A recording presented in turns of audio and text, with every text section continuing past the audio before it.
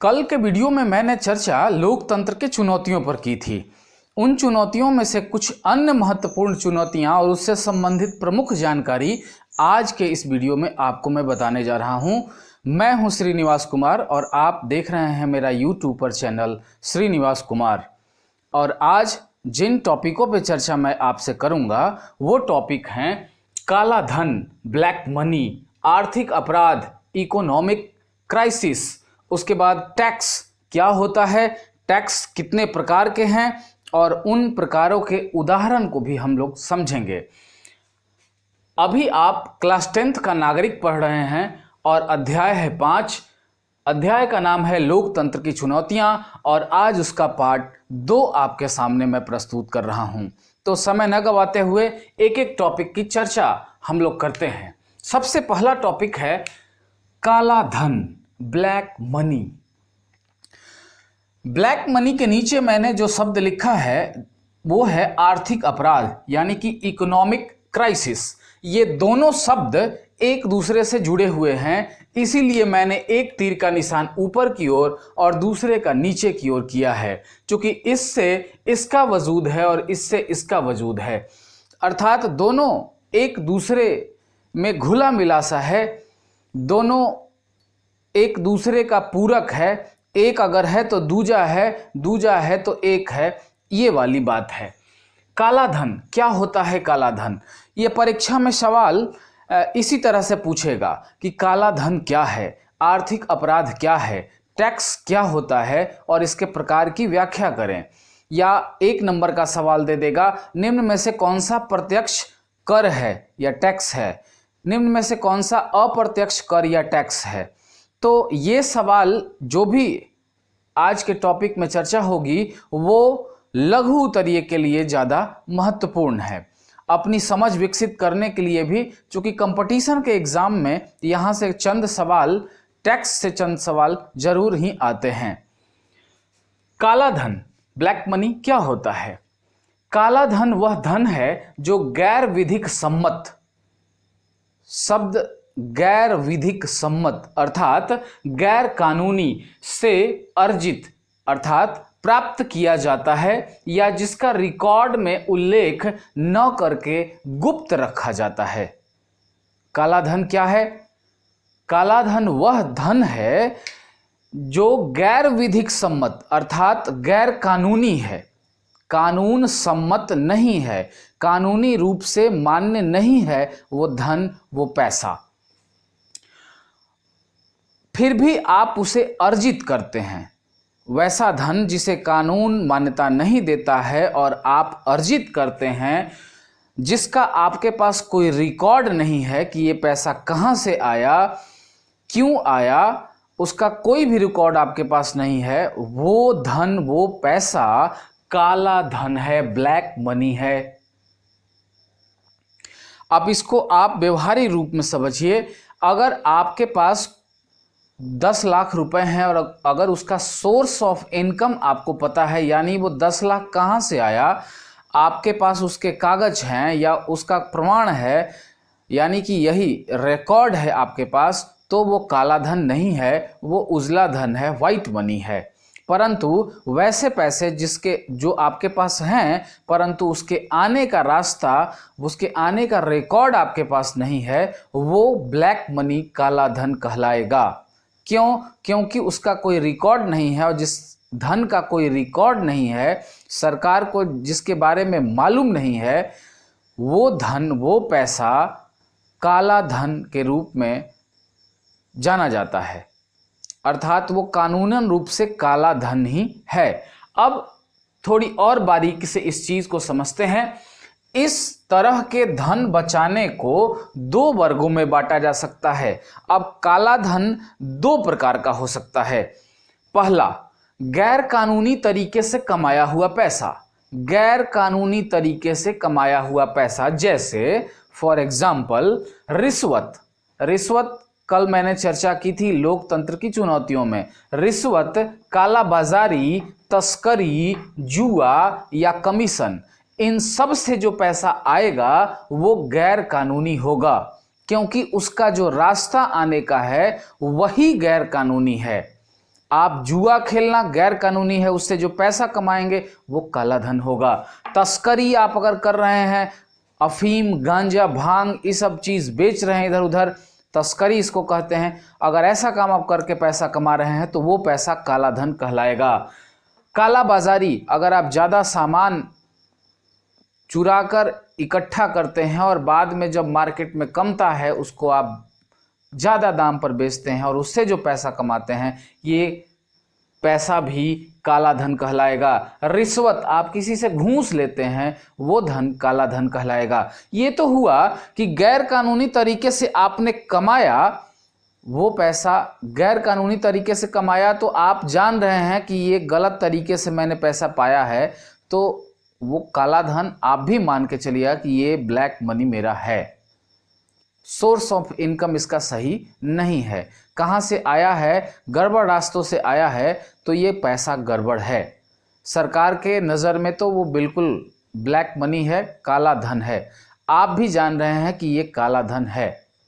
खैर, लेकिन कानूनी तरीके से, दूसरा पॉइंट है कि कानूनी तरीके से कमाया पैसा, कानूनी तरीके से जो आप पैसा कमाते हैं वो भी काला धन हो सकता है। मैं नौकरी करता हूं, मैं सरकारी मुलाजिम हूं, मैं हाई स्कूल का टीचर हूं, और मैं जो पैसा सरकार से पाता हूं, अगर उन पैसों का हिसाब मैं सरकार को नहीं देता हूं, उस पर इनकम टैक्स फाइल नहीं करता हूं, आयकर नहीं भरता हूं, तो वो पैसा भी काला धन है। कानूनी तरीके से कमाया पैसा, परंतु उस पर टैक्स न देकर छुपा लिया गया हो। तरीका ठीक है आपको कमाने का, आपने सही तरीके से कमाया है, लीगली कमाया है वो पैसा, परंतु आपने उस पर टैक्स नहीं भरा। मैं अगर साल में सरकार मुझे 5 लाख रुपए देती है महीने के रूप में, और अगर मैं सरकार को इनकम टैक्स, ITR उसको बोलते हैं, इनकम टैक्स, आयकर टैक्स मतलब आयकर जिसको हम कहते हैं, आयकर भरते हैं जब, और भरकर उसमें सारा ब्यौरा देना होता है। साल में एक बार ITR भराता है, 12 महीने का एक बार भराता है। ये बहुत सारे केंद्रों पर भराता है। आप कोई CA किए हुए हैं, चार्टर्ड अकाउंटेंट किए हुए हैं, या ऐसे भी कैफ़े वगैरह में ITR भरने वाले लोग हैं, बहुत सारे वकील हैं जो इनकम टैक्स भरते हैं। यानी पूरे साल का आपका जो इनकम है उसको वो आपसे पूछते हैं और उसमें सरकार को वो इत्तिला करते हैं, सूचित करते हैं, सरकार के पोर्टल पर उसको डाल देते हैं कि इस अमुक आदमी का इतना इतना पैसा एक साल में आया। ये जो पैसा आपने बताया, तब वो पैसा जो आपके पास है वो लीगली है। परंतु मैं सरकारी मुलाजिम और मैं मैं अगर एक साल में 5 लाख वेतन पाया और मैंने सरकार को नहीं बताया, किस माध्यम से? ITR यानी कि आयकर विभाग के माध्यम से, या आयकर भरकर मैंने नहीं बताया सरकार को, तो वो पैसा काला धन कहलाएगा। इसलिए टैक्स, अब देखिए 2.5 लाख तक अगर आप एक साल में कमाते हैं तो आपसे सरकार टैक्स नहीं लेगी। आप ITR भरिए, आयकर भरिए, परंतु टैक्स आपको नहीं लगेगा। परंतु 2.5 लाख से 5 लाख या 5 लाख से ऊपर का जो पैसा आप कमाते हैं उस पर कुछ प्रतिशत सरकार टैक्स के रूप में लगाती है। और टैक्स भी सरकार किस लिए लगाती है? क्योंकि उसी टैक्स के पैसों से सरकार विभिन्न तरह के विकास उन्मुख काम कर रही है, सड़कें बना रही है, स्कूल बना रहे हैं, तो ये टैक्स के पैसों से ही पॉसिबल हो पाता है। तो सभी को टैक्स भरना चाहिए। अगर आप इन 2 तरीकों से पैसा बचाते हैं, एक तो आप सरकार को जो कमाते हैं पैसा सही तरीके से उसका ब्यौरा नहीं बताते हैं तो वो आपका काला धन है, और दूसरा जो गैर कानूनी तरीके से कमाते हैं, आप रिश्वत लेके, कमीशन लेके, जुआ खेल के, तस्करी करके कमाते हैं, वो पैसा तो काला धन है ही। तो इस तरीके से काला धन 2 तरह का हुआ, एक जो आप कमा के नहीं बताए और दूसरा जो आपने गलत तरीके से कमाया। ये दोनों पैसे काले धन के अंतर्गत आते हैं। तो काला धन का ये डिफिनेशन है और काला धन 2 वर्गों का होता है, ये आपको बताना है परीक्षा में भी इसी तरह से।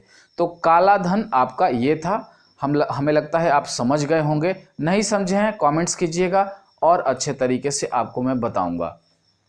अब बात आती है दूसरे टॉपिक की, जिसका नाम है आर्थिक अपराध, इकोनॉमिक क्राइम। आर्थिक अपराध क्या है? चूंकि मैं इन दोनों को बगल में लिखा हूं, क्यों? क्योंकि काले धन से ही आर्थिक अपराध का संबंध है। अब आर्थिक अपराध पूछेगा 3 नंबर का सवाल, आर्थिक अपराध क्या है? What is economic crime? आप क्या लिखेंगे? किसी भी तरह, आप जरा ध्यान दीजिएगा परिभाषा पर, किसी भी तरह का काला धन, किसी भी तरह का काला धन, ये 2 तरह से काला धन आया आपके पास, किसी भी तरह का काला धन आर्थिक अपराध के अंतर्गत आएगा। काला धन किसी भी तरह का है, वो दोनों टाइप का, ये दोनों आर्थिक अपराध के अंतर्गत आएगा। अर्थात गैर कानूनी तरीके से कमाया हुआ पैसा या कानूनी तरीके से कमाया हुआ पैसों का इनकम टैक्स न भरना आर्थिक अपराध कहलाता है।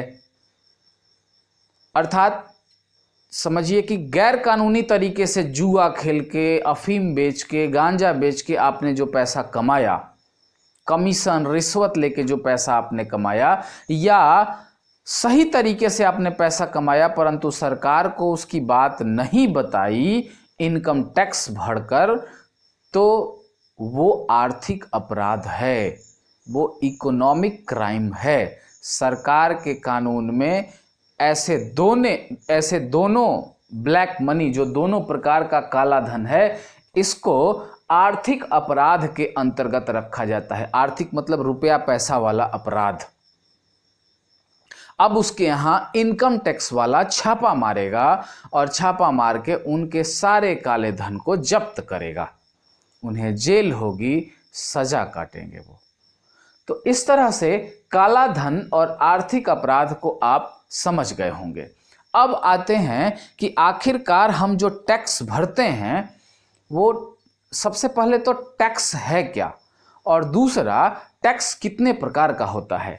तो सरकार को प्रत्यक्ष या अप्रत्यक्ष तरीके से जो भी शुल्क या पैसा दिया जाता है वो टैक्स है। शुल्क न कहें आप, इसको टैक्स ही कहें, क्योंकि शुल्क का इंग्लिश फी हो जाता है। तो सरकार को प्रत्यक्ष या अप्रत्यक्ष रूप से व्यय किया हुआ पैसा टैक्स कहलाता है। या यूं कहें सिंपल भाषा में कि सरकार के विकास उन्मुख कामों में जो पैसा हम अपने कार्यों या अपने चीज़ों से कमाते हैं और जो पैसा सरकार को हम उसके एवज में देते हैं वो टैक्स है। अब बात आती है कि टैक्स कितने प्रकार का है। तो 2 प्रकार का टैक्स होता है। जानने और समझने वाली बात यही है, क्योंकि मोटा मोटी टैक्स का मतलब हर लोग समझता होगा, किसी सुविधा या किसी तरह से हम जो सरकार से पाते हैं और उसके एवज में सरकार हमसे जो लेती है वही टैक्स है। जैसे मैं नौकरी करता हूं और नौकरी करके मैं 10 लाख रुपया साल में कमाता हूं, तो सरकार ने एक नियम बना दिया है कि 5 लाख से ऊपर या 2.5 लाख या 3 लाख से ऊपर आप कमाते हैं तो आपको इतना % सरकार के खाते में टैक्स के रूप में भरना होगा। तो वो उतना पैसा आप भरिएगा, तो वो टैक्स है। अब उन पैसों से होगा क्या? उन पैसों से विकास का कार्य सरकार करेगी। तो टैक्स 2 प्रकार का होता है। सबसे पहला प्रत्यक्ष कर, क्या कहते हैं इसको? प्रत्यक्ष कर यानी कि डायरेक्ट टैक्स, और दूसरा अप्रत्यक्ष कर इनडायरेक्ट टैक्स। इसको टेक्निकली बढ़िया से समझिएगा। टैक्स 2 प्रकार का है, एक प्रत्यक्ष कर डायरेक्ट टैक्स और दूसरा अप्रत्यक्ष कर इनडायरेक्ट टैक्स। प्रत्यक्ष कर किसको कहते हैं? सीधे तौर पर सरकार को दिया जाने वाला कर टैक्स प्रत्यक्ष कर या प्रत्यक्ष टैक्स कहलाता है। फॉर एग्जाम्पल, धन कर वेल्थ टैक्स, संपत्ति या जमीन कर प्रॉपर्टी टैक्स, निगम कर कॉरपोरेट टैक्स या आय कर इनकम टैक्स। अब आपसे सवाल कैसे पूछेगा 1 नंबर का कि प्रत्यक्ष कर निम्न में से कौन सा प्रत्यक्ष कर है, और दे देगा 4, उसमें से एक, इन चारों में से एक ऑप्शन रहेगा। तो समझिए कि सीधे तौर पर आप जो सरकार को पैसा देते हैं, टैक्स देते हैं, वो प्रत्यक्ष टैक्स है। अर्थात आपने कहीं कोई संपत्ति खरीदी, आपने एक मकान खरीदा, तो मकान का कागज जब आप बनवाने जाएंगे, या मकान किसी दूसरे के नाम से था, आपके नाम पे कर रहा है, वो आपको दे रहा है, गिफ्ट दे रहा है, तो जब आपके नाम पर वो करेगा तो वो सरकार उस पर कुछ टैक्स लगाई है कि भाई आप जब ऐसा कीजिएगा, कागज बनाइएगा, तो उस पर, उस कागज को बनवाने में आपको इतना पैसा खर्चा करना होगा, यानी वही टैक्स आपको वहां भरना होगा। तो या आप नगर निगम की तमाम सुविधाएं पा रहे हैं, तो वहां पर आपको टैक्स देना पड़ रहा है, या इनकम टैक्स आप भर रहे हैं, साल में आपको कितना पैसा आया उसका ITR इनकम टैक्स बढ़ाता है, तो वो जो पैसा है वो प्रत्यक्ष कर कहलाता है। तो प्रत्यक्ष कर सीधा दिखता है, व्यक्ति सीधा भरता है सरकार को। मैं 5 लाख रुपया साल में कमाया तो मैं इनकम टैक्स भरूंगा। मैं अगर किसी का जमीन ले रहा हूं तो जमीन लिखाई जिसको कहते हैं, पैसा लगता है, वही टैक्स, उसी टैक्स की बात हो रही है, वो प्रत्यक्ष कर है, प्रत्यक्ष टैक्स है। या मैंने मकान किसी का लिखवाया तो जो फी कागज पत्तर बनाने में जो लगा वो टैक्स है, और वो सरकार प्रत्यक्ष टैक्स के रूप में लेती है। तो प्रत्यक्ष टैक्स सीधा टैक्स है, और जैसे धन कर, संपत्ति कर, निगम कर और आय कर, ये सब प्रत्यक्ष कर के अंतर्गत आता है। अब अगर आपको समझने में दिक्कत हो रही है तो आप सीधा प्रत्यक्ष कर को एक ट्रिक से समझ लीजिए। हमने यहां लिखा है vpro.com.in, आप बस इसको याद रखिए। प्रत्यक्ष कर के उदाहरण को याद रखना है आपको कैसे, एक ट्रिक के माध्यम से। vpro wepro.com.in। अब इसको याद कैसे करना है? WE का मतलब वेल्थ टैक्स यानी कि धन कर। प्रो का मतलब प्रॉपर्टी टैक्स यानी संपत्ति या जमीन कर। कॉम का मतलब कॉरपोरेट टैक्स यानी निगम कर, और इन का मतलब इनकम टैक्स यानी आय कर। तो इन 4 शब्दों को अलग अलग करेंगे तो चार वर्ड को अलग अलग करेंगे तो 4 शब्द बनेंगे, और ये चारों शब्द प्रत्यक्ष कर के उदाहरण हैं। तो आपको सिर्फ vpro.com.in याद रखना है, और उसी से रिलेटेड ये वर्ड हैं वेल्थ कर, प्रॉपर्टी कर, कॉरपोरेट कर और इनकम टैक्स, यानी धन कर, संपत्ति कर, निगम कर और आय कर। ये चारों के चारों कर प्रत्यक्ष कर के उदाहरण हैं। अब परीक्षा में इन्हीं चारों में से आएगा तो आएगा, सवाल आएगा, इससे ज़्यादा से नहीं पूछेगा। वैसे प्रत्यक्ष कर और भी हैं, और उस पे के बाद प्रत्यक्ष कर एक केंद्र सरकार का होता है, दूसरा राज्य सरकार का होता है, तो वो इंटर के लेवल का विषय है, आपसे इससे ज़्यादा नहीं पूछेगा। अब आते हैं हम लोग अप्रत्यक्ष कर में। ऐसा टैक्स, ऐसा कर जिसे आप सीधे तौर पर नहीं भरते हो, आप दूसरे तरीके से या अप्रत्यक्ष तरीके से सरकार को भरते हो, वो अप्रत्यक्ष कर है। सीधे तौर पर न भरकर दूसरे तरीके से आप सरकार को उसे पे कर रहे हैं, तो वो अप्रत्यक्ष कर है।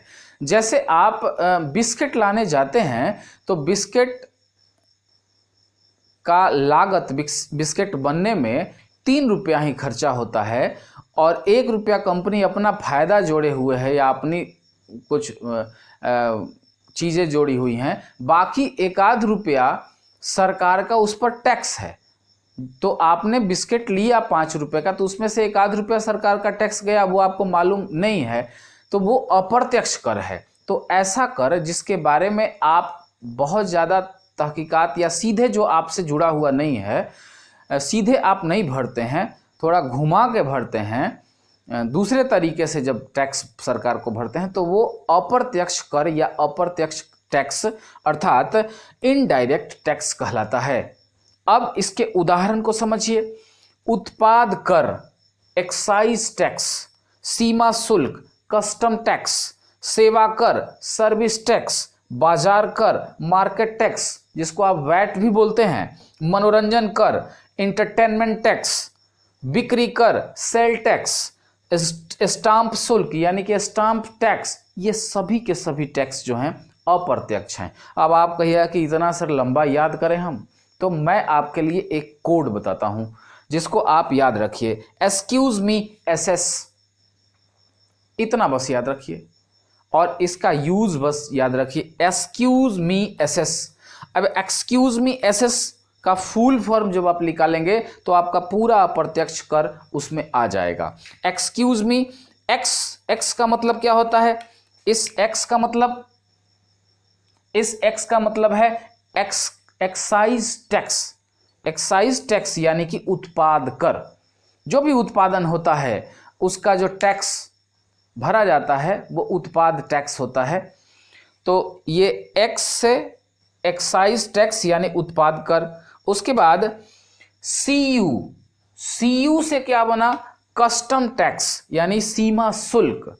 एक राज्य से दूसरे राज्य में या दूसरे देश में जब सामान आप भेजते हैं या मंगाते हैं तो कुछ ना कुछ उस पर टैक्स लगता है, उसे सीमा शुल्क कहते हैं।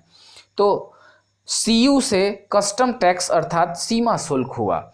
अब उसके बाद एसई का मतलब सर्विस टैक्स यानी सेवा कर।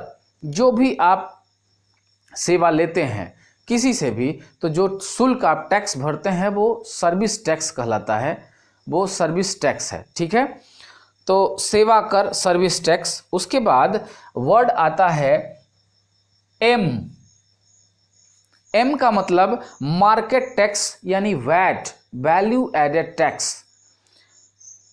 तो बाजार कर या मार्केट टैक्स आप कह लीजिए, एम फॉर मार्केट टैक्स, बाजार कर। उसके बाद ई मतलब इंटरटेनमेंट टैक्स यानी मनोरंजन कर। मनोरंजन पर भी आप टैक्स देते हैं। जैसे आप सिनेमा हॉल में सिनेमा देखने जाइए और जब टिकट खरीदिएगा तो उस टिकट पर भी आपने सरकार को टैक्स भरा, यानी जितनी बार सिनेमा देखेंगे हॉल में उतना ज़्यादा सरकार को टैक्स भरेंगे। तो ये थोड़ा चूजेबल है कि आप ज़्यादातर सेवाएं अगर नहीं प्राप्त करेंगे तो आपको ज़्यादा अप्रत्यक्ष कर नहीं भरना पड़ेगा।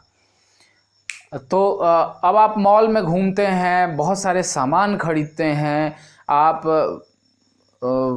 मनोरंजन बहुत ज़्यादा करने के लिए सिनेमा हॉल जाते हैं, मूवी बहुत ज़्यादा देखते हैं। तो बाहरी कार्य जितना भी आप कीजिएगा, जो भी परचेज कीजिएगा, उन सबों पर सरकार का टैक्स बंधा हुआ है। अगर मैं ये पेन खरीदा हूँ ना, तो इस पेन पर भी सरकार का कुछ ना कुछ टैक्स है। तो ये अप्रत्यक्ष कर है जो हम सीधे नहीं भरते हैं। हमने तो सोचा कि चलो भाई 30 रुपए का पेन खरीदा या 25 रुपए का पेन खरीदा, बस इतनी ही बात। लेकिन इस पर कितना पैसा सरकार को गया, कितना कंपनी को गया, कितना उस दुकानदार को मिला, ये सब बंधा हुआ है। तो आपको पता नहीं चलता है इस अप्रत्यक्ष टैक्स के बारे में, लेकिन आप भरते हैं, रोज भर रहे हैं आप, पग पग पे मार्केट में भरता है लोग। तो ई का मतलब इंटरटेनमेंट टैक्स, इंटरटेनमेंट टैक्स अर्थात मनोरंजन कर। उसके बाद एसएस है 1SS। पहला एस का मतलब सेल टैक्स यानी कि बिक्री कर। बिक्री कर, जो भी आप बेचते हैं उस पर भी टैक्स आपको देना पड़ता है, तो बिक्री कर। उसके बाद दूसरा एस जो है वो स्टाम्प शुल्क है, यानी कि स्टाम्प टैक्स। आप जमीन लिखवाने जाएं, कुछ भी करने ऐसा जाएं तो स्टाम्प पेपर आपको खरीदना पड़ता है। तो उस स्टाम्प पेपर का दाम 50 रुपया, 100 रुपया, 200 रुपया होता है। तो उस पर भी आप अप्रत्यक्ष रूप से टैक्स दे रहे हैं। तो इतने सारे जो टैक्स हैं वो अप्रत्यक्ष टैक्स हैं, और ये जो 4 मैंने टैक्स लिखा है वो प्रत्यक्ष टैक्स है, प्रत्यक्ष कर है। तो इस तरह से प्रत्यक्ष टैक्स, प्रत्यक्ष कर और अप्रत्यक्ष कर को आपने समझा। आप इसके उदाहरण को याद रखें, क्योंकि जब भी परीक्षा में आएगा तो 1 नंबर का सवाल उदाहरण से ही देता है, वो चाहे कंपटीशन का एग्जाम हो या 10th क्लास का 12th क्लास का एग्जाम हो, और ये बहुत लंबे समय तक आपको काम करेगा। तो ये था आपका काला धन, आर्थिक अपराध और टैक्स। ये 3 चीज़ें हमें लगता है आपको क्लियर हो चुकी होंगी।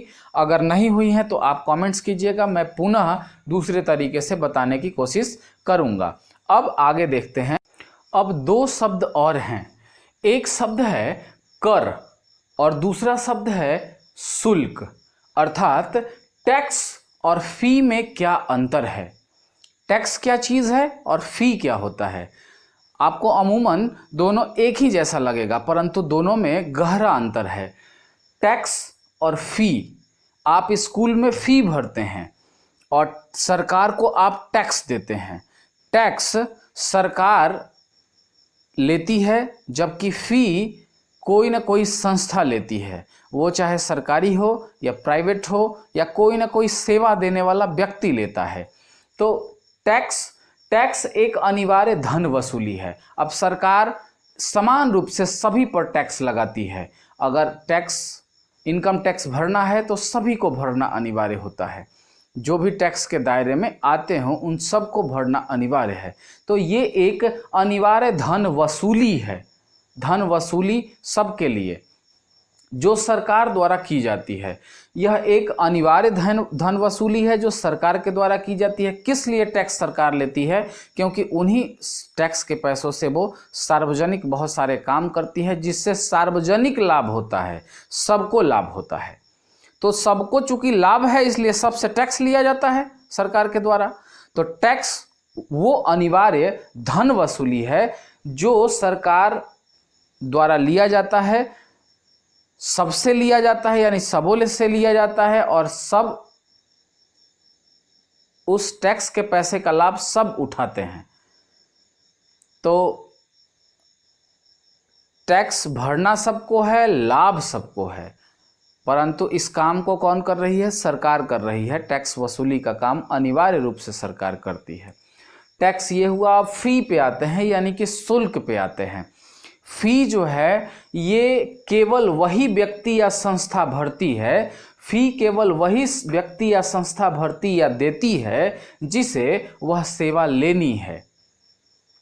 फी ये भी सार्वजनिक तौर पर लिया जाने वाला एक शुल्क है, जिसका उपयोग या जिसका लाभ वही व्यक्ति उठा सकता है जिसने फी भरा हो। अर्थात आपका बच्चा तब स्कूल में पढ़ेगा जब आप स्कूल का फी भरेंगे, परंतु आप टैक्स नहीं भरे हैं, फिर भी सरकार, बहुत लोगों ने टैक्स का पैसा दिया है और उसी टैक्स के पैसे से सरकार ने सड़क बनाई है, और आप टैक्स नहीं भरे हैं फिर भी आप उस सड़क पर चल रहे हैं। तो अंतर दोनों में मूलतः ये है कि टैक्स एक अनिवार्य कर वसूली है, सरकार के द्वारा लिया जाता है और सरकार इसे सार्वजनिक कल्याणकारी कार्यों में उपयोग करती है, जिससे सबों को लाभ होता है।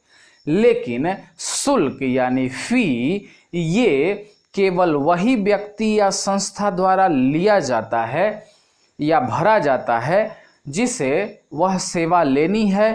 फी जो व्यक्ति देगा उसी को वो सुविधा या सेवा प्राप्त होगी। जैसे आप स्कूल में फ़ी दिए, कॉलेज में फ़ी दिए, तो आपका फॉर्म भरा गया या आपका बच्चा स्कूल में पढ़ रहा है।